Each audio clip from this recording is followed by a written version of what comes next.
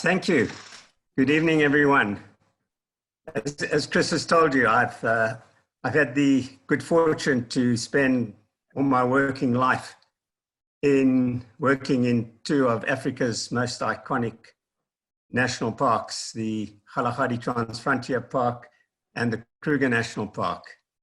And tonight I'd like to share with you some of the experiences and adventures and some of the things I've learned from spending 18 years working in the Kalahari.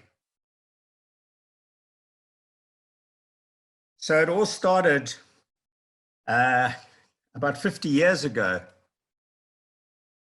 when I was sent to the Kalahari to do a master's degree on the brown hyena. There I am, bright-eyed and bushy-haired, thrust into the Kalahari. And little did I know, in my wildest dreams, what I've expected, that I was going to have such an interesting and fulfilling life and time in this park. And I'd like to, as I say, share some of these adventures with you. I was also extremely fortunate that as well as being able to go to the park, I had my new bride, Margie, 21 years old, came with me. And now 50 years later, she's still with me. And it's been fantastic to be able to share so many of these things with someone else. And not only that, but it's also been very useful to have someone to help me whenever I got into trouble. For those of you that don't know the park, the Kalahari Transfrontier Park is in the northwest corner of South Africa. It borders on Botswana, so it's a transfrontier national park. 2/3 of it is in Botswana, 1/3 in South Africa. And the park is about 36,000 square kilometers in extent. So it's a fantastic and wonderful, pristine area.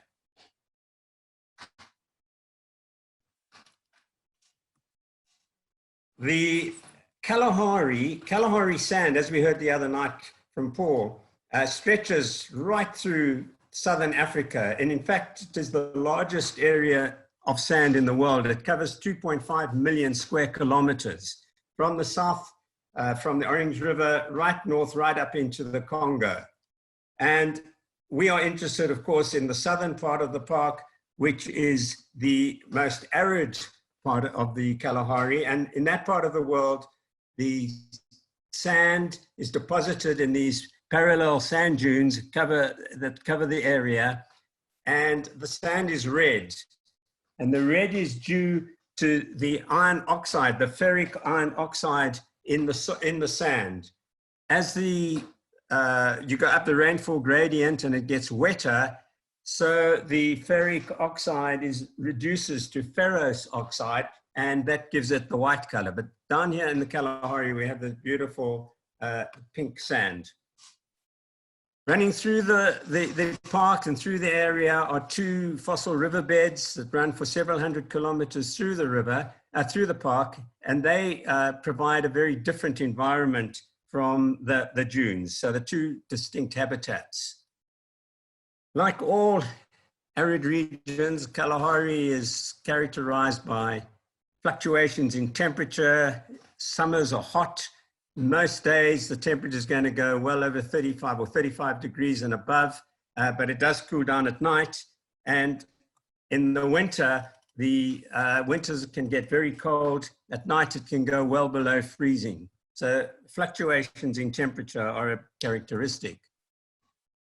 Like most ecosystems, and certainly arid ecosystems, rainfall drives the system.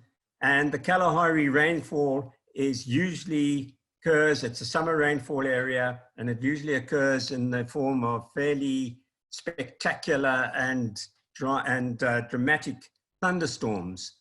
And because of the very open area, it is often possible to see these storms from afar, and they're very, very spectacular. So what will happen in the summer is you'll start in the morning, you'll get a fairly strong north wind blowing, and during the course of the day, so the clouds build up into the early afternoon and the late afternoon, you might hear some rumbles of thunder, and if you're lucky, you get a storm breaking. And a lot of these storms are fairly short duration, maybe half an hour, an hour.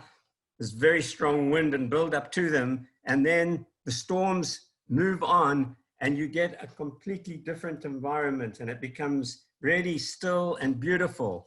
And you feel and you smell the rain, the petrichor as it's called, that beautiful smell of rain, which is the wet moisture falling on the dry sand and a chemical reaction with them and the bacteria that gives off that very characteristic smell. And as I say, the peacefulness after the rain very often is wonderful. Sometimes the storms will go on into the night, but usually they've passed by. Now, in the late dry season, sort of September, October, things are getting pretty brown and dry. A very common bush, the rygosum bush, which grows particularly along the riverbeds, has lost all its leaves and flowers, and it's all looking fairly arid. But if we get a good rainfall, perhaps 20 millimeters, within a week, 10 days, suddenly you get the first bloom, which are the rygosum plants, and they just burst into flower. The rest of the vegetation is still dry, but you get this beautiful white carpet of flowers. And one of the important things from the ecosystem point of view from these flowers is that they are providing some food now for the browsers when there's very little else available. So that also is important for them, this rainfall, the early rainfall. Then also there are the bushes, the acacia bushes, the blackthorn Acacia mellifera, which is also dry at that time in the summer, but it doesn't need, interestingly enough, doesn't need rain to make it come into flower. It comes into flower in a beautiful bloom before the rains, and it seems to respond to the change in daylight length. And so this is what you see. Again, still a dry landscape, but you get these bushes. Sometimes they take on even, some of them have a purple hue. Now, as I said, early summer, might have had a little bit of rain, but the vegetation hasn't really had a chance to kick in. But in those years where the rain persists, very, very quickly, the whole environment changes. And within 4 to 6 weeks, you could get into this beautiful, the green Kalahari. The grasses are grown up, and it's just a complete change from what it was a few weeks ago.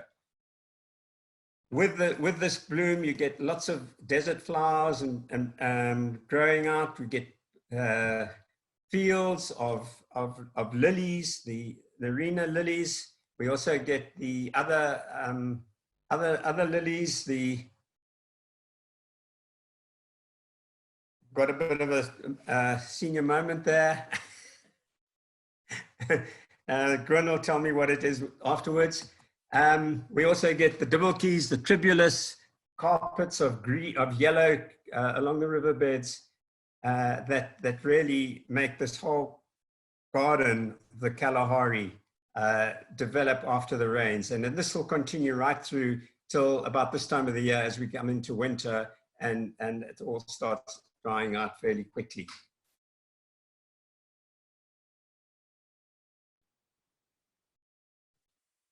Now, one of the features of the Kalahari is that there is no water. There's no permanent drinking water in the area. And occasionally in the rainy season, you might get pans that have some water for a while, and even the riverbeds might have some water and flow a little bit. But for most of the time, there is no water available. And all the animals that live there, every single animal from the biggest to the smallest, is adapted to live without water. However, in their wisdom, the parks have sunk boreholes along the riverbeds, particularly, and provide water for the animals. But what we've noticed, and what I'm illustrating in this picture, is that although the animals might come to the water, as you can see, this herd of gemsbok, there's the crib where they drink. Most of them are not drinking. They come to the water holes to get salt. They come to bruck and lick the salts rather than necessarily then drink the water. So where is the moisture? Moisture is also is in the vegetation. Animals get from the plants. Obviously, they get water, and there are some certain plants that are very important for water. And one of them is the tama. So the tama melon is an annual plant that grows after the rains, and in good years it will reach large numbers. You'll get them in huge numbers and concentrations. And these provide a lot of the moisture that a lot of animals will eat. The wildebeest will eat them, the ground squirrels, gemsbok, brown hyenas are very fond of them as well. And even some unusual characters like honey badgers will sometimes eat.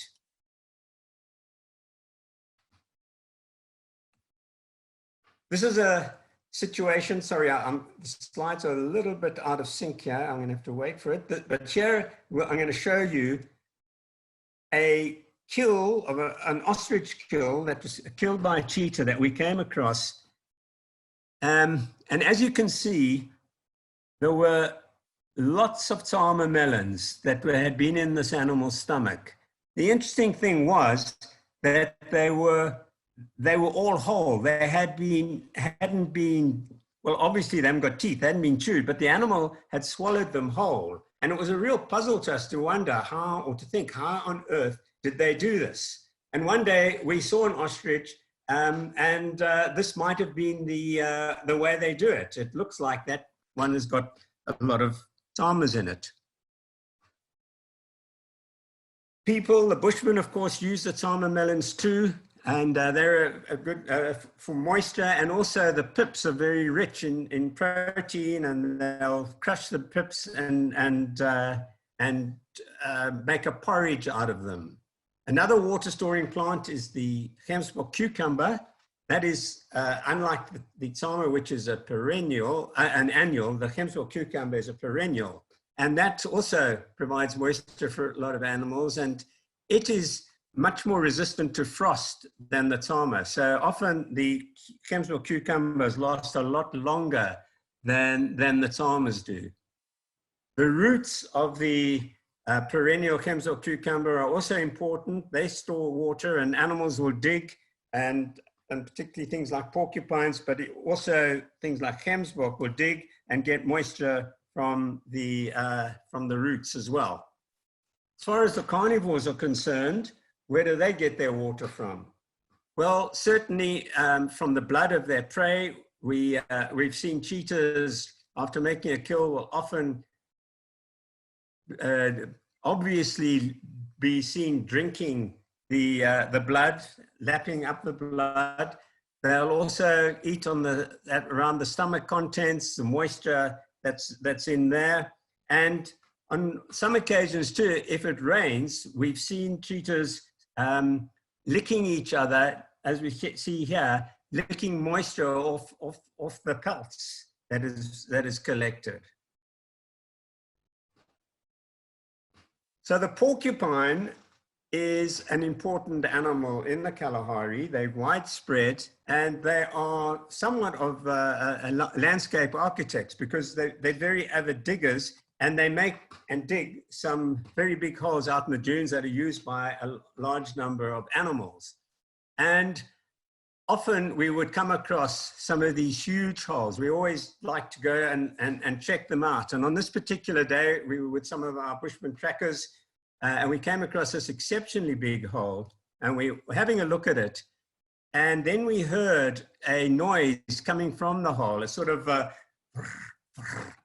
noise. So I asked the Bushman, Bix, the guy on the left, the senior Bushman, I said, what's that noise, Bix? And he said to me, "Dis 'n groot slang." It's a big snake. And I said, no, I don't think that's a snake. Why don't we go and have a look, go inside and have a look what it is? And he said, no ways is he going to go into there. I said, okay, I'm going to go and have a look. So I took a torch and I climbed into the hole, and it opened out into a large chamber. And in the chamber were a number of, and it's coming up here, a number of bats. There were about 50 of these Egyptian slit-faced bats that had been roosting in the hole. And so I came outside and I said to Bix, "Yo, you should go and see these bats." And he said, no ways, he's not going to go in. But Margie went down, she had a look. In the meantime, I went and got my camera and I went back into the hole. Couldn't see what was going on because it was pitch dark now, and I couldn't hold the camera and the torch. And I blindly shot a number of photographs of what was going on there. And then 2 or 3 days later, when we got home, I started to look at my photos and I went through them. And then I saw, and one of them at the bottom, there was a cobra. And on the next picture, it was coming out. And then the third picture, it came out even further. And so I had been within a meter of that cobra, blissfully unaware that it was there. So I called Bix and I said, "Bix, come and have a look at this." And he laughed and he said, "Ja, ek het vir jou gesê dit was 'n slang." Yes, I told you it was a snake. And I always say that he was right, but for the wrong reasons. On another occasion, we were driving through the bush and we came across a scene where a sand snake had just caught a ground agama, had it in his mouth. And we thought, well, how on earth is this snake going to swallow the agama? And so we started to watch. And of course, they can open their mouths very wide and they can move their jaws. And they gradually, and as we can see, after about 10 minutes, he had already got a good bit, the chunk of the head in, but now he had to get the body in. Anyway, he continued going, working on it, moving up and down. And sure enough, a few minutes later, about another 15 minutes later, he had got 3/4 of it in. And 45 minutes later, from the time that we first found it, the whole agama had been eaten and the snake was off. One of the characteristics of the Kalahari landscape are, of course, these huge sociable weaver nests. And it's amazing to think that a huge nest like that can be built by such a tiny bird. But of course, they live in big colonies and build these most incredible large nests. One wonders how old they must be, some of the really big ones. There's a really big one, and that must have taken many, many years to build. We often looked at the nest, and more often than not, if you scrutinize the nest, it's not long before you're going to find a cobra attending the nest, searching in and out of the nest. And during the time we were there, we saw nests of all different shapes and sizes. And so we made a bit of a collection of different nests. That was the Kalahari monster nest. Then one day we were driving through the dunes and my goodness, there was a koala nest. Another nest that we found one day was a baboon nest. And still another one was the woman and baby nest. So the Kalahari is, of course, well known for its lions. The Kalahari lions are very spectacular. I think the landscape, they stand out beautifully in that landscape. And they're very much, obviously, one of the big attractions to the park. Their major prey are gemsbok, and which is the most common large herbivore in the area. But something we found about them, which is different from lions in many other areas, is that they also feed very much on porcupines. A study done by Professor Fritz Elof in the 70s, where they tracked lions, found that something like 35% of the kills of the lions were in fact porcupines. The porcupines are an important part of their diet as well. One day we were driving around and we had some people with us, and we came across a small group of lions, and they were looking at something interesting and that had attracted their attention. We came up and we found that they had a tortoise, a fairly big tortoise. And being cats, they examined the tortoise, pawed it a bit and looked at it. Then they tried to bite it open, but didn't get very far. And after a while, they got bored of the tortoise and they moved off. They left, unfortunately, with the tortoise, as you can see, lying on its back. So now some people in the car with me demanded that we must now go and put the tortoise back on its feet, because poor tortoise, it's going to die, and what's going to happen to it? And I said, no, we're not going to do that. Let's wait and see what happens. And so we waited and waited, and after about 10 minutes, we suddenly saw a little head coming out. And after a little while longer, we saw the feet coming out, and the tortoise started to do the tortoise jig. And it started moving his legs, moving its head, and gradually, we saw it moving over, and eventually, after about 10 minutes, it was back on its feet. And of course, that's what would happen. But I think it just is, in a way, a little example of how we think we should interfere, we can interfere with nature. I always think that nature is far cleverer than we are, and our philosophy my philosophy is certainly leave it to nature. Nature knows how to do things much better than we do. So as I said, the first reason for us to go to the Kalahari was to study the little-known brown hyena. And one of the first things we were interested in looking at was what do brown hyenas eat? And the brown hyena is definitely a scavenger. About 90% or more of their food are small bits of carrion or the remains of kills, and food that they don't kill themselves, but food that usually only provides a fairly small amount of food for a meal. And so there's no point in them going in a group. It's much better to go solitarily. And the brown hyena is an obligatory solitary forager. You will never see two brown hyenas moving together for any length of time. However, from time to time, there might be a big piece of food, a gemsbok that perhaps died, and then you would start finding several brown hyenas coming together to feed on this carcass. And we found, in fact, that although they're foraging on their own, they are sharing a territory with a number of other hyenas. And then we found that if they got a fairly large piece of food, too much for them to eat on at one meal, they would often pick it up and carry it off, and sometimes take it off 5-10 kilometers to the den where the cubs were. And so they would drop the food off there for the cubs to feed their cubs, not necessarily, as I say, their cubs, but all the cubs in the group. And so they are cooperatively helping to raise the young. They don't live at the den, they go there and then they drop it off and off they go.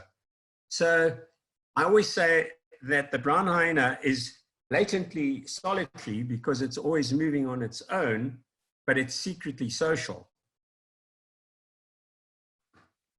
Perhaps one of the most incredible nights we spent watching a brown hyena was the time that the female hyena came across an ostrich nest with 27 eggs in it. And she proceeded to start eating the eggs. She was very able to open them quite well and lap up the contents. And she ate 7 ostrich eggs. Now, when you consider that one ostrich egg is equivalent to 24 chicken eggs, she'd had a fair amount of egg that night. However, she couldn't eat all of the eggs. And so after she'd eaten her fill, she then started to pick up the eggs one at a time in her mouth and move off away from the nest, a few 100 meters, kilometer, put it in a bush, come back, take off another egg in a different direction. And she spent the rest of the night scatter hoarding all those eggs around the nest so that in future she had a supply of food that she could come in, that she could utilize. And in the morning, if you came on from the nest, it was completely cleaned out.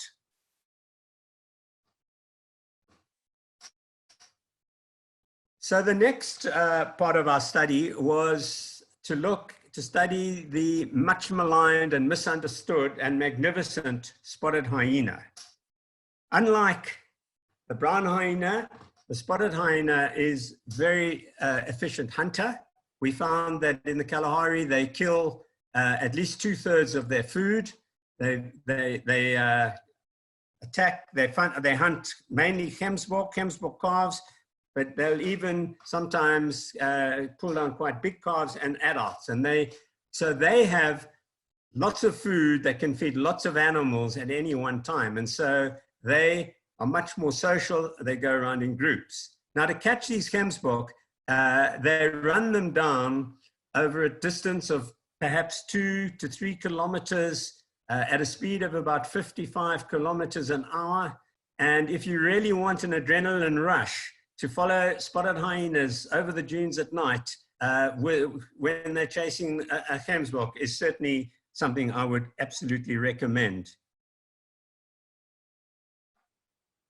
So, as I said, the spotted hyena is a very much more social animal. They live in clans. In some areas, the clans can be up to as big as 70 to 90 individuals. In the Kalahari, the clans are a bit smaller.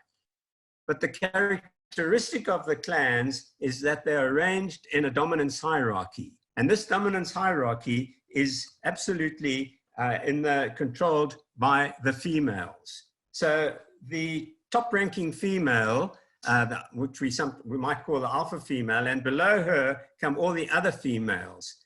And the highest-ranking male comes just below the lowest-ranking female.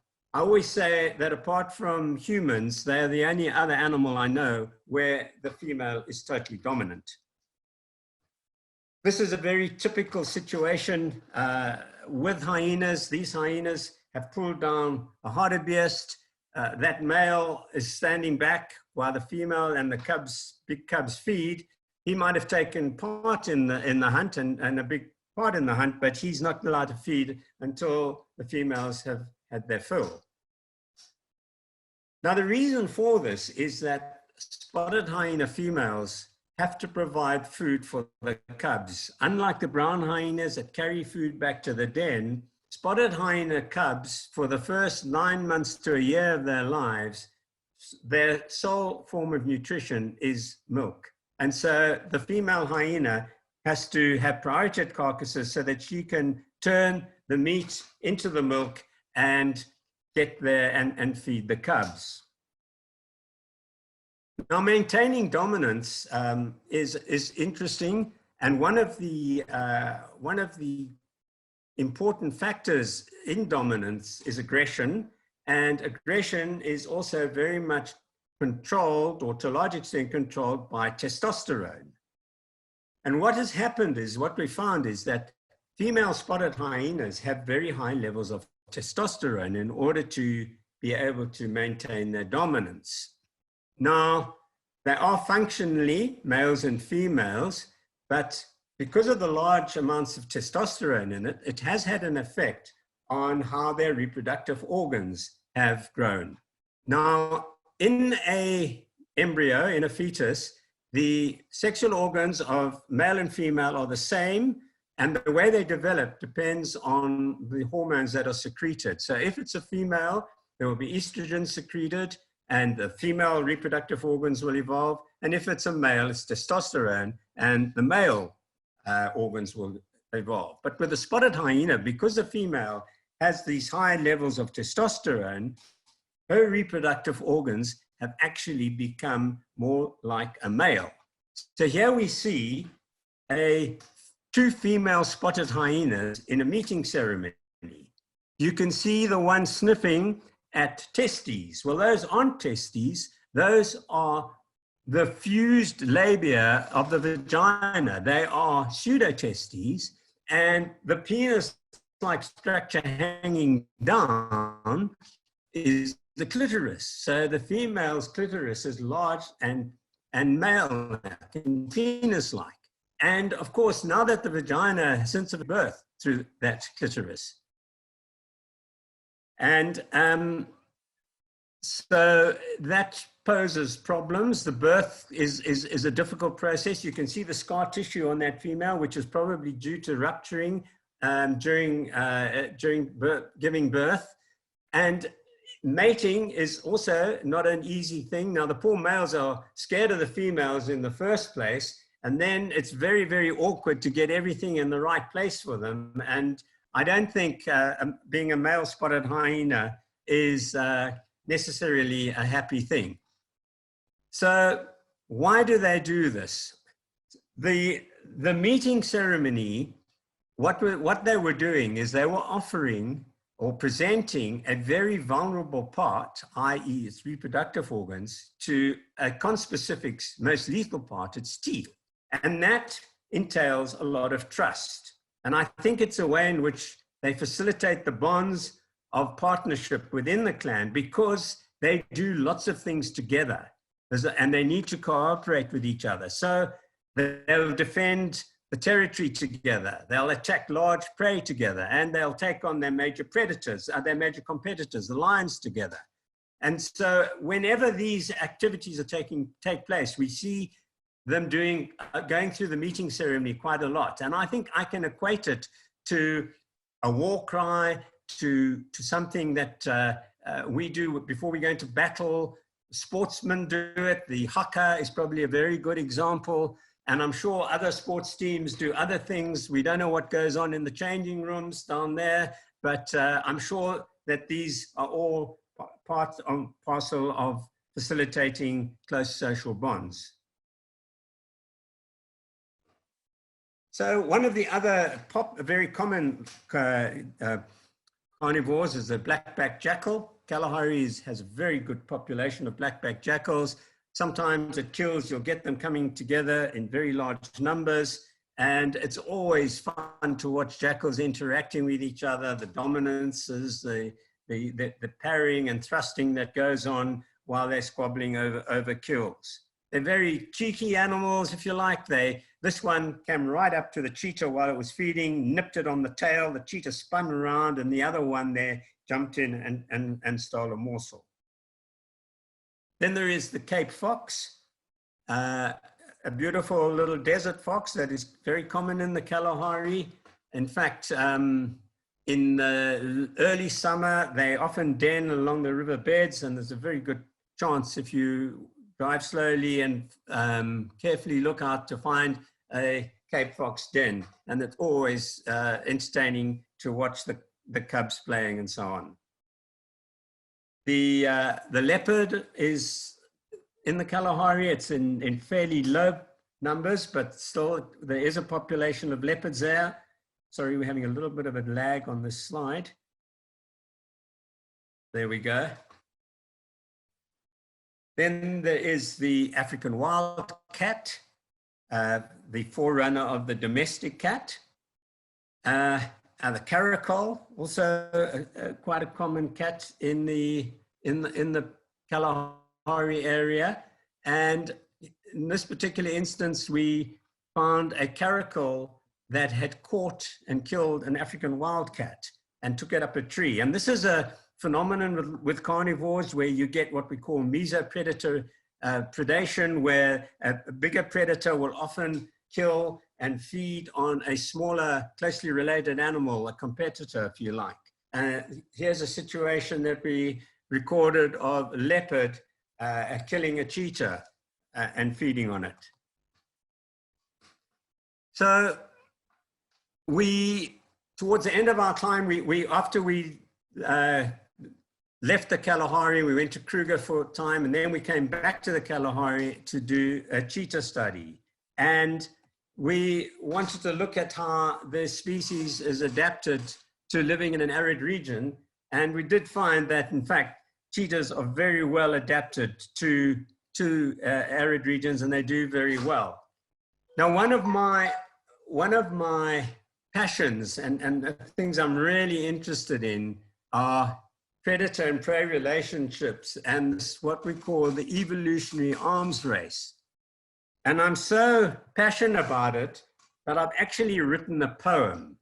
And by your leave, I would like to read my little evolutionary arms race poem. It says, "The thrill of the chase, the power and the grace, as predator and prey, each strive to have their way." And this is what happens. It's not easy. One would think, being a cheetah, fastest animal on earth, it must be fairly easy. If you want a meal, you just go out and you run down a prey. But of course, the prey don't want to be caught, and they have evolved lots of techniques of escaping from predation. Now, the steenbok is the most common prey of cheetah females in the Kalahari, and their success rate at catching them is only about 40%. Firstly, they have to get to within at least 20 meters of a steenbok in order to have any chance of catching it. And then there's a fast chase, and of course, it's not a straight chase. So as the cheetah catches up with the steenbok, it will start circling. They're very good at running around bushes, and the cheetah has to simply slow down. And so a lot of the prey, a lot of the chasing are unsuccessful hunts. It was incredible to think that such a small animal as a steenbok could be enough food for a mother cheetah to raise 4 cubs. And you can imagine how hard she has to work in order to do that. She has to practically make a kill every day. And when she's only got about a 40% chance anyway, they have to work very, very hard to do that. The springbok, which is also a common prey species, is much more of a straight out runner. You actually can get an idea of the speed that the cheetahs can run and the springbok can run. But again, they only catch about 50% of the hunts, and most of the ones they catch are either old males or handicapped animals or very young ones. So it's a delicate balance, this whole predator-prey system, and no one actually gets the upper hand, because if you did, if cheetahs got the upper hand, there would be no springbok left, and if the springbok got the upper hand, there'd be no cheetahs left. And obviously, that's the evolutionary arms race. Male cheetahs tend to catch larger prey. This one has got a gemsbok calf, which is quite a common prey species for them. And sometimes they will, in fact, even go after fairly large gemsbok. And here's a sequence I've got of a cheetah, and just to give you an idea of the difficulty it has, it's chasing this gemsbok, then it gets a bit trampled into the earth, into the ground. The gemsbok continues running. The cheetah then picks itself up and can continue running after it. And eventually, in fact, in this instance, there were two cheetahs hunting, and eventually they managed to catch up with the gemsbok. But that's only half of it, not even half of it, because once you've caught the gemsbok, you've got to kill it. And a gemsbok is quite a big animal. Even this is a large calf, and it's a big struggle for the cheetahs. This took over 45 minutes. And what was interesting was that they seemed to take different roles. One cheetah tried to hold the head down and immobilize those very dangerous horns. As you can see here, what potentially could happen. Fortunately, that horn didn't go through the animal, it went under its armpit. While the one was holding the head down, the other one was trying to inflict damage on the gemsbok by eating into the thorax. And so gradually, after, as I say, a massive struggle between predator and prey, the cheetahs did manage to kill the gemsbok and were rewarded with obviously a very big meal. Now, male cheetahs not only obviously have to kill their prey, but what we also found was that they kill each other. There is an amazing amount of competition that goes on between cheetah males, particularly, of course, when there's an estrus female around. And this is an incident that we recorded, a two-male coalition attacking a single male and killing him. And in fact, in that same night, and just after that, they then went and attacked a second male. And although this one, they didn't kill.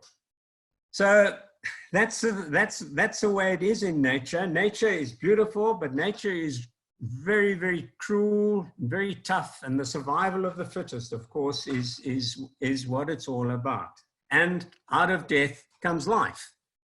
So one of the things that we really enjoyed too, watching with the cubs and females raising cubs, and it was wonderful us to watch and know these animals and watch them grow up. Here we had a case of a mother with 4 cubs, 4 male cubs that we knew all their lives until at about 18 months, they grew up and they became old enough and off they went independently.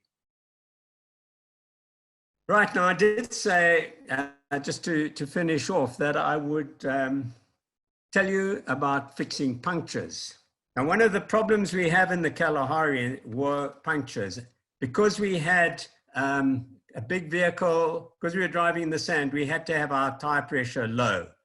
So we had to have a kit. So this is the kit you need to fix punctures in the Kalahari. You need a bottle of soapy water and you need a paintbrush. And that's to find where your slow puncture is, because they're always on the side. Once you found it, you get a plug and a plug adapter and you plug the hole and off you go. But that only lasts a short while, and then you have to put in a second plug.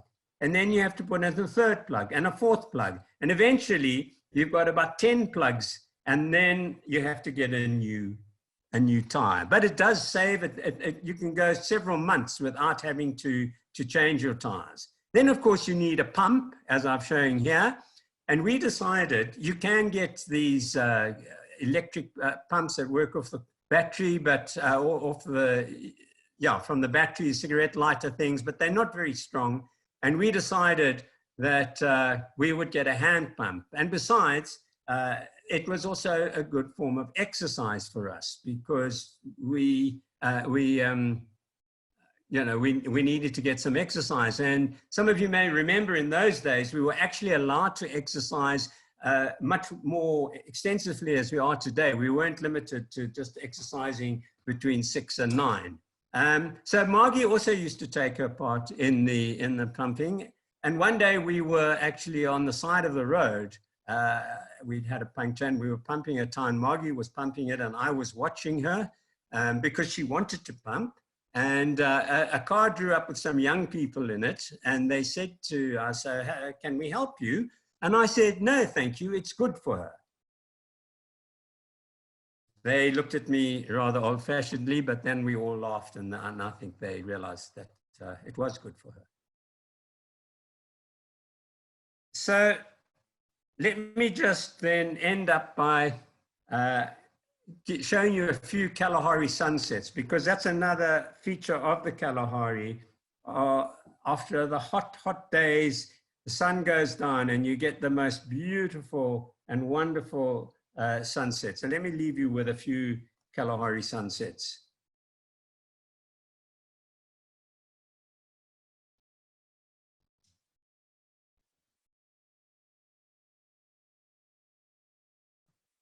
Thank you. I have a question. You mentioned that for cheetahs, in order to survive the harsh conditions without any permanent water, they would actually take up the blood of the prey animals in order to get moisture. If you compare that to a place like the Kruger National Park, would you see a different type of behavior there, where the animals or the cheetahs wouldn't do that in the Kruger?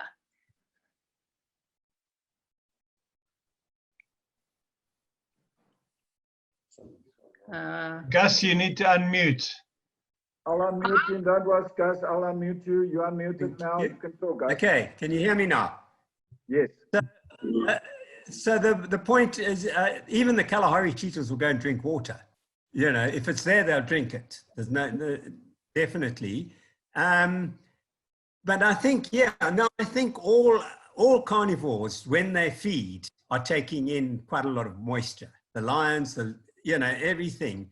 And exactly how the Kalahari cheetahs, whether they do it, as you say, licking the blood more extensively than they would, I don't know. But one interesting thing we did find was that even lactating females would not need to drink water. We had a couple of times we had lactating females whose nests or dens were 8 or 9, 10 kilometers away from the nearest water hole. We followed them for quite a long time. We never saw them drinking. Whereas in the Serengeti, they say that most cheetah dens are within 1 kilometer of water. Now, whether that is a difference or not, I don't know. It would, you know, it would be interesting, but I don't know how we'll ever show it. But I think what's important is that we do know that all Kalahari animals can survive without drinking water. And I think that's amazing. Thank you. Hi, Gus and Mark. Thank you very much for an awesome talk. We are avid